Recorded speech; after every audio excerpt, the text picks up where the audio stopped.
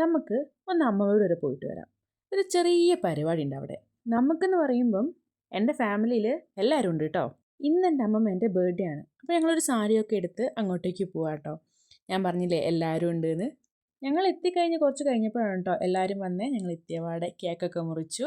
ഭയങ്കര ഗ്രാൻഡായിട്ടുള്ള പരിപാടിയൊന്നുമല്ലേ.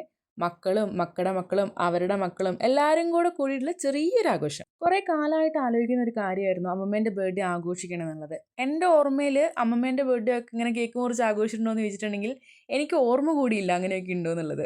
എല്ലാവരെയും കണ്ടപ്പോൾ അമ്മമ്മയ്ക്ക് സന്തോഷമായി, അത് കണ്ട് ഞങ്ങൾക്ക് സന്തോഷമായി. അങ്ങനെ കേക്കൊക്കെ മുറിച്ച് കഴിഞ്ഞ് അവിടുന്ന് ഞങ്ങൾ ഫുഡും കഴിച്ചു. പിന്നെ ഫുഡൊന്നും എവിടുന്നേലും എഴുതി കാണിച്ചാൽ മതിയല്ലോ, നമ്മളവിടെ ഉണ്ടാവുമല്ലോ. പ്രത്യേകിച്ച് എൻ്റെ അമ്മായിൻ്റെ സ്പെഷ്യൽ കപ്പ ബിരിയാണി ഉണ്ടെങ്കിൽ, എൻ്റെ അമ്മായി ഉണ്ടാക്കുന്ന കപ്പ ബിരിയാണി അതൊരു അടാറ് ടേസ്റ്റ് തന്നെയാണ്. അതും കഴിച്ച് ചേട്ടൻ്റെ മോനെയും കുറച്ച് നേരം കളിപ്പിച്ച് ഞങ്ങൾ രാത്രി തന്നെ അവിടുന്ന് പോന്നു.